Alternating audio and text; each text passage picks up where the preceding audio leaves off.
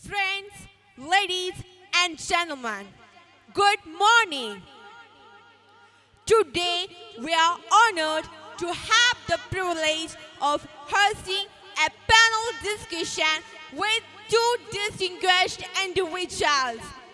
Our dynamic and dedicated principal, Mr. Muhammad Ashraf, and one of the directors of the LEAP project, Mr. Abdurrahman Wailankara. We will be posing a few personal and insightful questions to these two inspiring figures. Ladies and gentlemen, please put your hands together.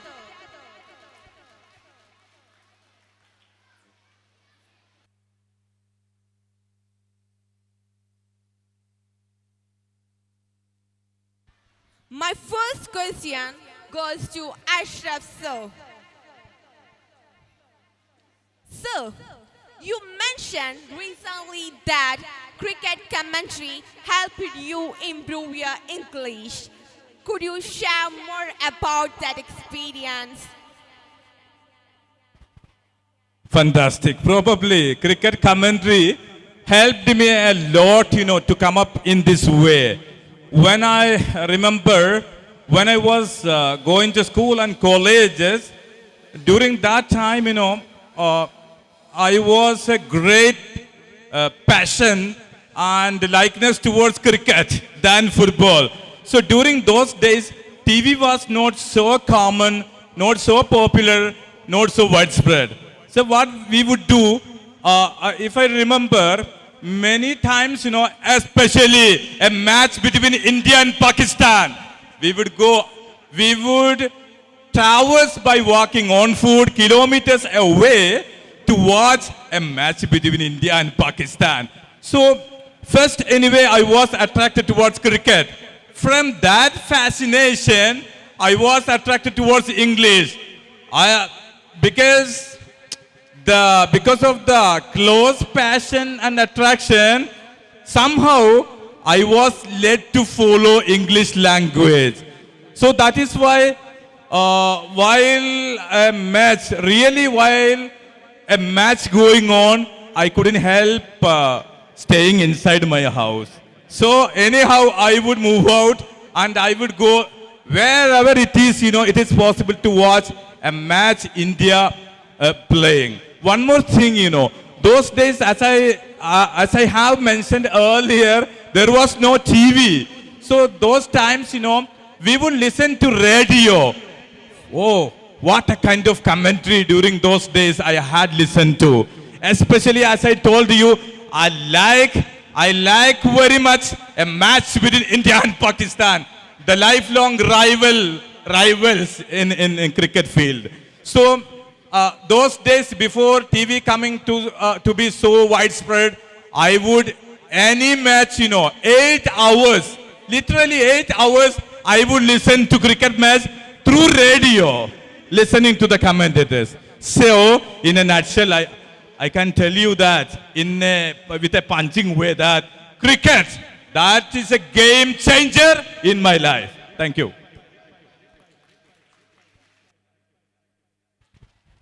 Fair enough, sir. AR sir, what makes you so passionate about English and who really inspired you to pursue it?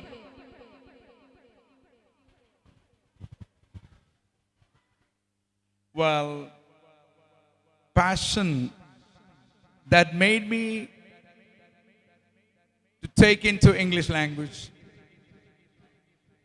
It was my brother, my elder brother, inspired me to speak English. During my growing up years, when I was studying in school, I saw some youngsters, elders of mine, including my brother, speaking English in my locality. They would speak, sitting together, chatting, talking, discussing so many things. Many things under the sun in plain, simple English. I got lured into them, attracted to them. And I got an inkling, to go for English at that time. Then, like Ashraf said, I started listening radio. There was no TV in my house. The TV was not that popular at that time, I should say. I remember watching World Cup in another doctor's house, going for World Cup. At that time, Diego Maradona was playing for Brazil. That was a time when I got instilled to go for English language. And so many other things. We had video cassettes of interviews and stuff like that. I got inspired like that as well. It was basically my peers, my friends and relatives, particularly my brother, got me inspired to English. So, do you have a favorite cricket commander who speaks English with incredible grace and gravitas? Fantastic. I remember a lot of commentators. We have Sunil Gavaskar, Ravi Shastri, Ian Chappell, Boycott, and many, and so on. People are there, many. But I like Ravi Shastri very much. Why? Because the style of his commentary, that I think I can imitate him just one episode. So what, suppose today World Cup cricket final. So how he would toss time, I want to imitate that. So let me start with that. Yes, toss time. India versus Pakistan. It is World Cup cricket. It is India taking on Pakistan. In the blue square, 4 Indians. The man in blue, Rohit Sharma, captain of India. In the green square, for Pakistan, Babar Azam, the captain of Pakistan. Yes, here goes the toss. Then Babar Azam, he spins up the coin into the air. Yes, what happens here? Yes, the coin. Babar Azam goes head. Yes, that is the head. Yes, Babar Azam, that you have won the toss. What have you decided? To bowl first or to bat first? This is the way Ravi Shastri doing the commentary. Last World Cup cricket, one of the match between India and Pakistan. So anyhow, in my life, Ravi Shastri had a great influence. Still, I am trying to imitate and follow Ravi Shastri. Even sometimes when I am sitting free, I will listen to Ravi Shastri commentating. Thank you very much.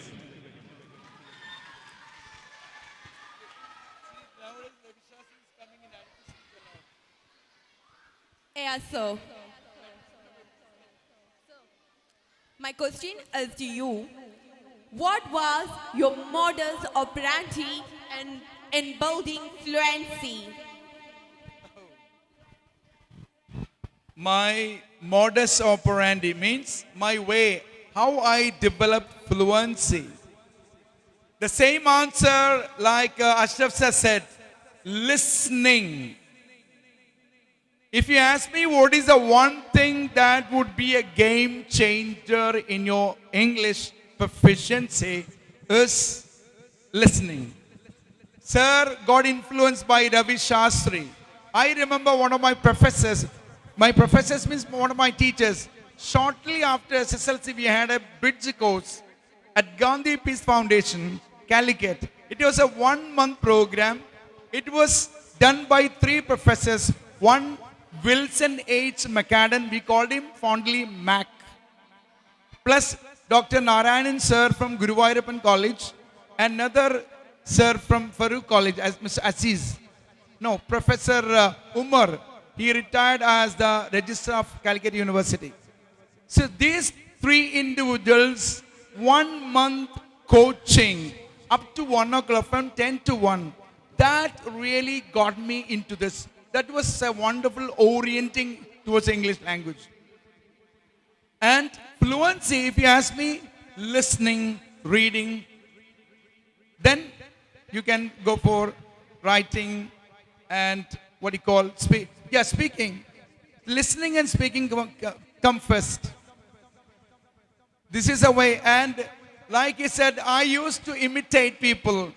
Imitation, will play in a big way in fluency building, mimicking people like anything.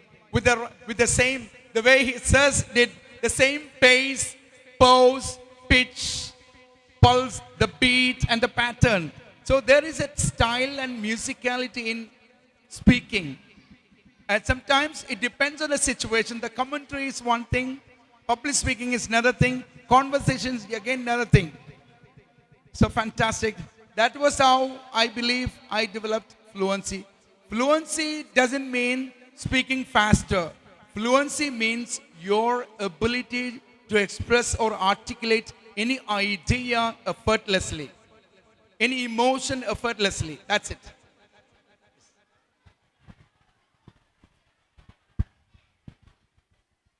Ashraf sir, what do you remember about your benchmates in class 10? Who were they and where are they now? It's a really fantastic question that if I remember in my grade 10, on my left side, Master Rilesh, and on my right side, Master Sabish, and just after that, Master Bashir. So these were my friends also. And what are they doing now? That's a question to be in a question there. So I hope like that many are into different field. And after 10th, really I can tell you that I couldn't meet them. That is what. Thank you.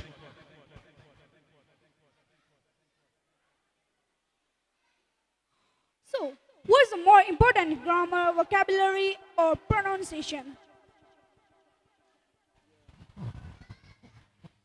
What comes first, vocabulary or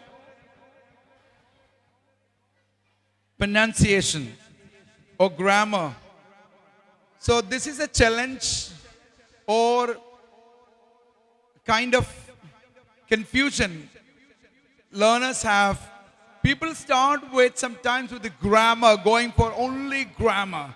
And there are some people going for only pronunciation. I would say start with fluency first, accuracy next. You can try to speak and communicate on anything with greater fluency, with confidence. Then you can take, the accuracy can wait. And alongside, you can work on your pronunciation as well. Pronunciation has to go with learning vocabulary. When you pick a word from the dictionary or a newspaper or magazine or any sources, pick the word with definition, example, plus pronunciation. Never ever learn a word without example. Because there is no word without example. A word taken from dictionary is a dead word until it is put in a context. So always try to contextualize your words. I would say vocabulary comes first, then talking, then grammar, pronunciation, grammar. Yeah, that could be the order.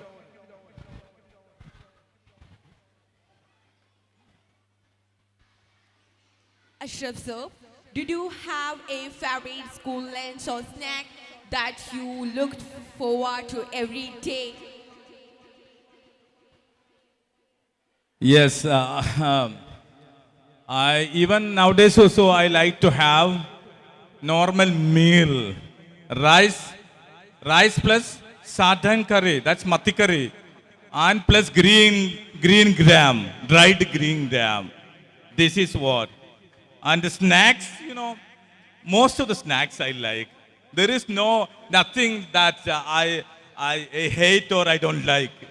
All the snacks I like. Thank you. Yes, you said it. Mr. A.R. sir, do you think we must abandon our mother tongue for the sake of English? See, that's a very pertinent, very vital question. Should we abandon our mother tongue for the sake of English? That is what's happening in some parts of the world. Many people around the world are abandoning their native tongue, native language, in favor of English. That is something suicidal, I should say. When you abandon your mother tongue, you abandon your culture. Because language is always intertwined, interconnected, and interlaced with culture. You cannot separate language from culture. So mother tongue should not be avoided, but still you can go for a global language English. Because mother tongue will give you the real sensibility in language. Okay, thank you.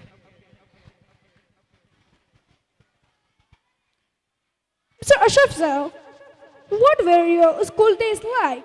And what's your fondest memory from that time? Yes, he's asking about fondest memory. So, anyway, the schooling days, attending the school itself, a fondest memory for me. And one thing, during those days, politics was very active in the school campus. So, in between the days, we would have strike. So, as a student, what could be the most happiest thing? An unexpected holiday. When we went to school, when we came near to the school campus, we would hear in a loud voice the slogans from SFI. Oh, that day, one day, school, it was going to be suspended. So, unexpected holiday. It was a fondest memory for. After the holiday declared, we would move out of the school and we would go to the field. Field means for playing. One day itself, we would play cricket, we would play football, and many things like. And we would enjoy the day. That is my fondest memory. One more thing, when we were sitting in the classroom, if it was raining heavily, what the children would do, they would use some stick. They would be using some stick and make a hole on the roof. Why? To water to fall down. Then after more water falling down into the floor of the classroom, headmaster would declare a holiday for that classroom. Another fondest memory that is now taken from my memory. That's all. Also, what's the biggest message of ELF? Yes, it's loud and 1,000 times clear. The message of ELF is speak English like no other. Like we heard in the pledge, no matter where you are, speak English with all your candor, courage, and confidence. Mr. Ashraf sir, who was your favorite teacher and what made them stand out? Yes, my favorite teacher, it is Mr. Abdul Latif. He is an English teacher and still he is with one government college as the head of English department. Really, he is the big motivator for me to choose my field of English teaching. So he motivated me a lot.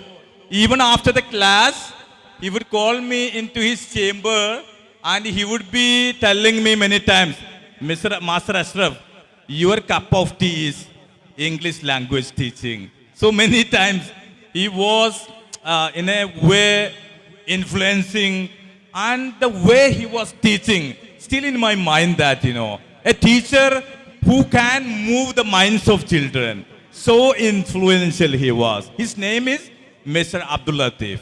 That is it.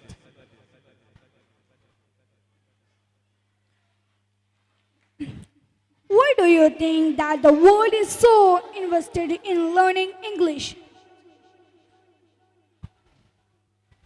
Why the world is going very much after English? Again, it's plain and simple. English happens to be the connecting language, the lingua franca of this increasingly hyper-connected world.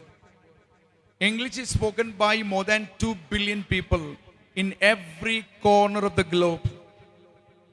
That's it. It's a language of science and technology. It's a language of education, language of research and everything. Nothing is complete without English. Yes, you step into Calicut Airport or Kannur Airport, Malayalam ceases to exist. You start speaking English or Hindi or any other language. That's it. So, Principal Sir, what's the message that you can give your students about your life and experience? What is the message that you would like to give to your students? Yes. Children, please listen to me. This question is very, very important, you know. And as you know, we have organized ELF. What is the expansion of ELF? Could you tell me? Let me hear from you. What is the expansion of ELF? Could you tell me that? ELF. E stand for English. L stand for language. F stand for very good, fantastic. So, behind all these activities and programs, we have one sole aim. What is that? You all should speak English. Isn't it, sir? Yes, everyone should speak English. Is there any shortcut to communicate in English? Do you know? Do anyone know? Does anyone know that any shortcut for speaking in English in a befitting manner? Is there any shortcut? No. But I can tell you one thing. Every day, what you should do. Every day, from today onwards, every day, during night or after going back from the school, reaching home, every day you should do 3 things that. First thing, read. Read what you like without touching dictionary. While you reading, don't look up in any dictionary for meanings. Read in a flow. How many minutes? 15 minutes every day. Okay. Number 2, listening. Every day you should listen. What you could listen? You may listen BBC. You may listen any commentary. You can listen football commentary or anything that you are interested. So, 2 things now. First one, everyday reading. Second one, listening every day. Third thing, practicing. So, every day you should practice. Where you can practice? When you come back to school, every day from morning to evening, you can have your communication in English. No Malayalam. Every day. To your friends in English. To your teachers in English. To your principal, you should speak English. Even at home, to your parents, you can speak English. Isn't it? So this way, this is the best equation to master English or to have the mastery in English. So what you want to do? Reading plus listening plus practicing equal to good English speaker. This is the message I want to give you today. From today onwards, every day you should practice what I have given to you now. You should follow these 3 steps. Thank you. AR sir, what inspired you to become an English language tutor and what is your teaching philosophy?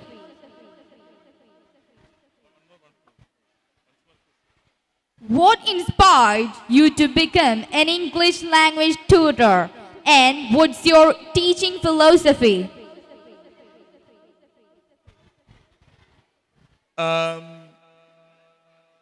it was a bit spontaneous and nothing planned, I should say. I had a mad pursuit or passion for English that ultimately took me into training platform. That's what really happened. And I should say that should be the natural way of taking into something. You should have a drive, initiative, and passion for something. Never ever take up any job that in which you are not interested.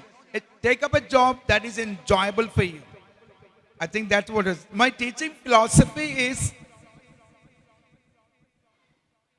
prepare a module that should be tailored and suitable to your audience. And that should be contextually relevant as well. That's it. And again, I repeat, fluency first, accuracy next. Thank you. Mr. Ashraf sir, what was your favorite subject in your school? And did you have a favorite teacher who inspired you? Yes, you know, my favorite subject during my school days, languages. But especially up to 10th, you know, Malayalam. Malayalam language was my favorite language. So, still I remember some poems I remember. You know, one poem in Malayalam, Mambayam, by Vailopulli. I think this line still I remember, but I will just recite. I am not good at reciting also. So, if you listen to me, I will just recite these lines here. അങ്കണത്തൈമാവിൽ നിന്നാദ്യത്തെ പഴം വീകെ അമ്മ തന്നെ നേത്രത്തിൽ നിന്നുതിർന്നു ചൂടു കണ്ണീർ 4 മാസത്തിൻ മുമ്പിലേറെ നാൾ കൊതിച്ചിട്ട് ബാലമാഗന്ധം പൂവിട്ടുണ്ണികൾ വിരിയവേ. This is what, you know. I like poems. I like poems in Malayalam and English also. And also I like to compose poetry. I have authored 3 poems in English. But I like to write poems in English, Malayalam, Hindi also. So still I remember some poems. It was taught, they were taught in grade 10 and grade 9. So anyway, during my school days, really Malayalam was my favorite subject. Thank you. Thank you both of you very much. Thank you, and thank you.